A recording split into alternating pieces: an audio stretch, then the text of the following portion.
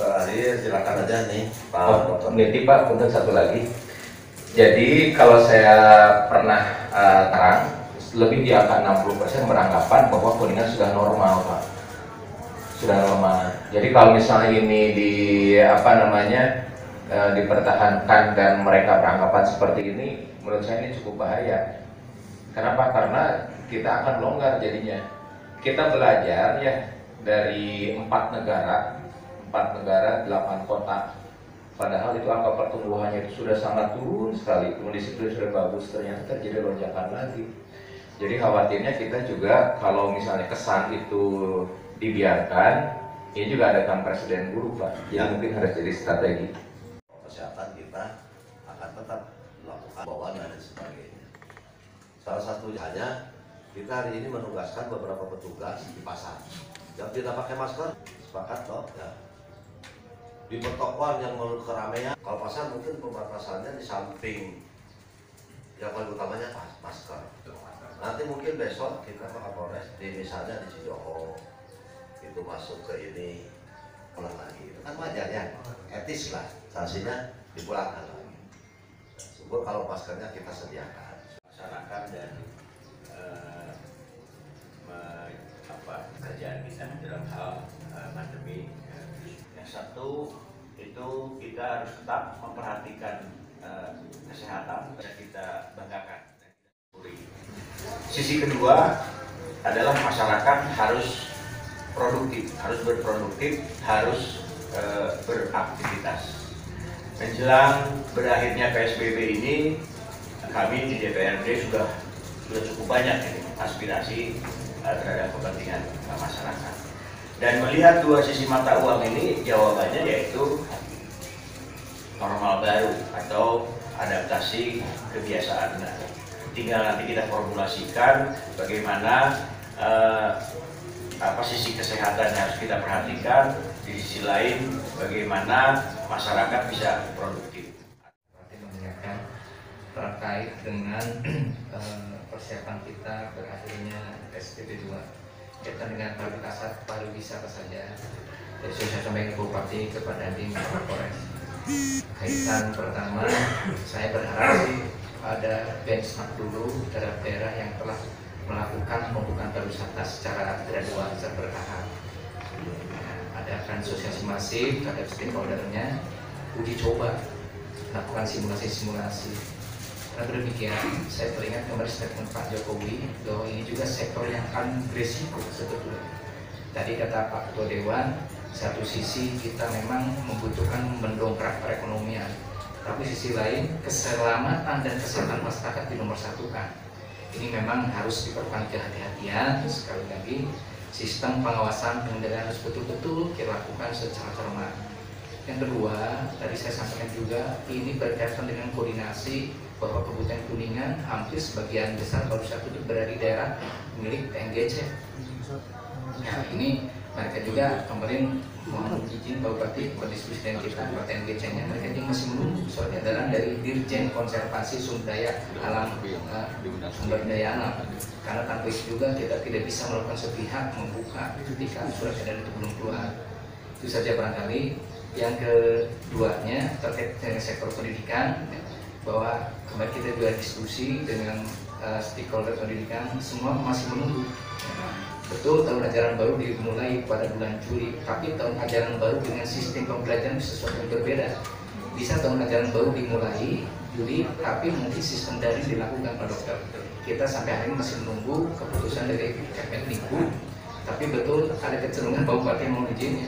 Ada beberapa daerah sudah mendorong ini ke arahnya bulan Januari. Seperti kampus-kampus juga memang kebanyakan sudah mulai seperti itu. Itu saja Pak Bupati, sampai tambahan. Terima kasih.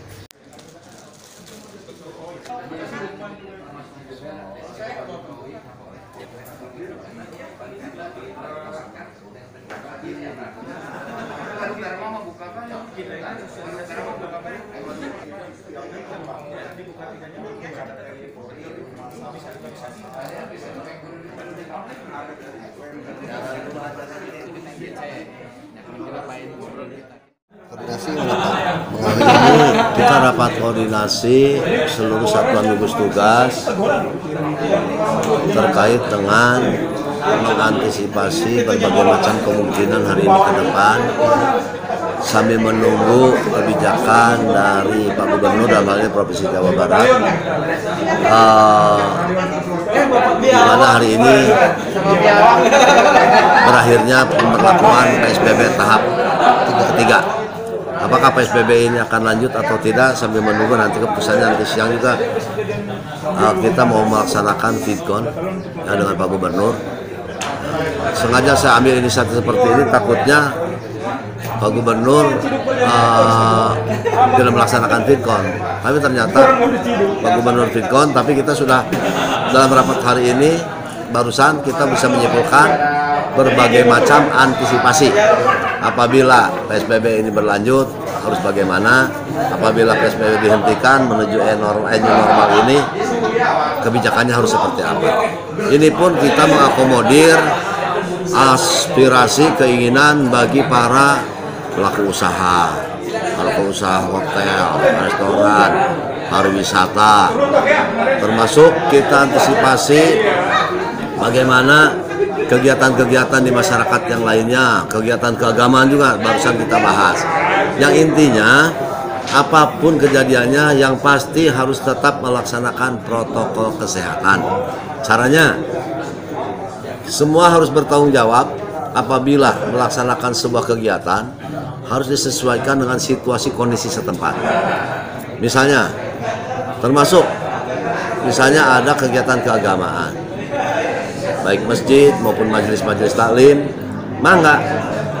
Cuma mangganya nanti ya, setelah keputusan nanti sore. Cuman tolong, kalau kapasitas gedung 100, kalau kapasitas gedung 1000, itu mungkin perhatikan jaga jarak dengan cara diberi tanda berjaraklah minimal 1 meter. Itu. Yang kedua, pakai masker. Seperti pakai masker kelihatannya setelah agak sedikit diperlonggar pengawasan ini, termasuk penutupan jalan-jalan, sepertinya ada kebebasan. Orang sudah mulai melupakan masker, dan itu tidak boleh. Itu akan kita lebih ketatkan lagi.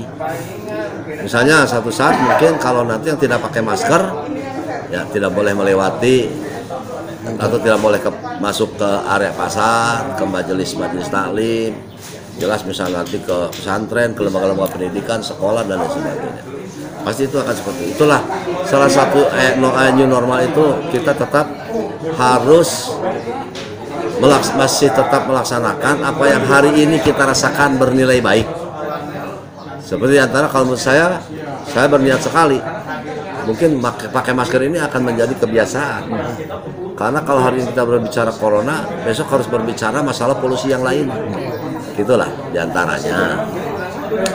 Sejauh ini Pak, kurva kasus. Alhamdulillah tadi penjelasan dari Kadinkes, dari kedua kepala rumah sakit yang kami miliki, RSUD 45 dan Linggarjati, itu alhamdulillah sampai hari ini di Linggarjati masih tetap sedang merawat 3 pasien,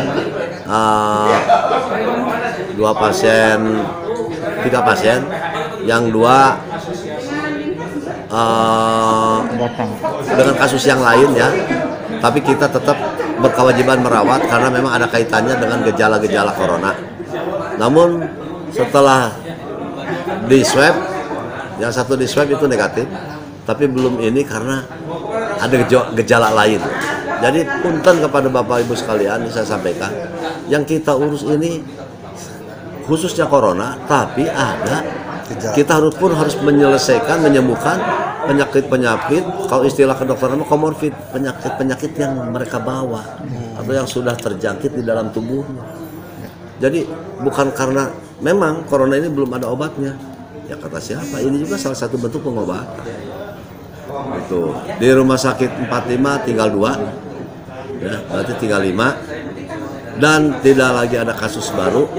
Salah satu ukuran keberhasilan penanganan COVID ini atas kerja keras semua satuan gugus tugas, dengan setiap bulan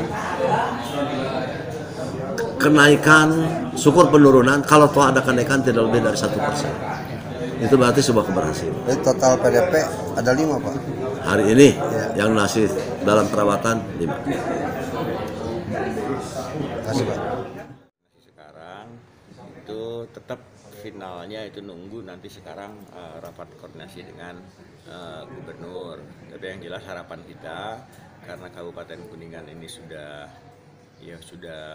baguslah penanganan, itu segera dilakukan. Harapan saya ya segera dilakukan AKB, adaptasi kehidupan baru. Itu hanya tetap kita melakukan protokol kesehatan. Kita kan ingin masyarakat produktif, ekonomi bisa ditingkatkan, tapi ada jaminan aman. Nah untuk itu maka protokol kesehatan harus dilakukan, masyarakat harus produktif. Gitu. Jadi ini kan seperti dua sisi mata uang. Yang satu kita harus menjaga kesehatan masyarakat karena kita tahu bahwa pandemi ini virus ini belum zero, walaupun Kuningan ini cukup berhasil penanganannya, melandai, tapi masyarakat harus produktif, masyarakat harus bisa beraktivitas. Sejauh ini Komisi 4 gimana Pak? Komisi 4 hari ini saya ingin dapat laporan, tapi semua sudah dikoordinasikan.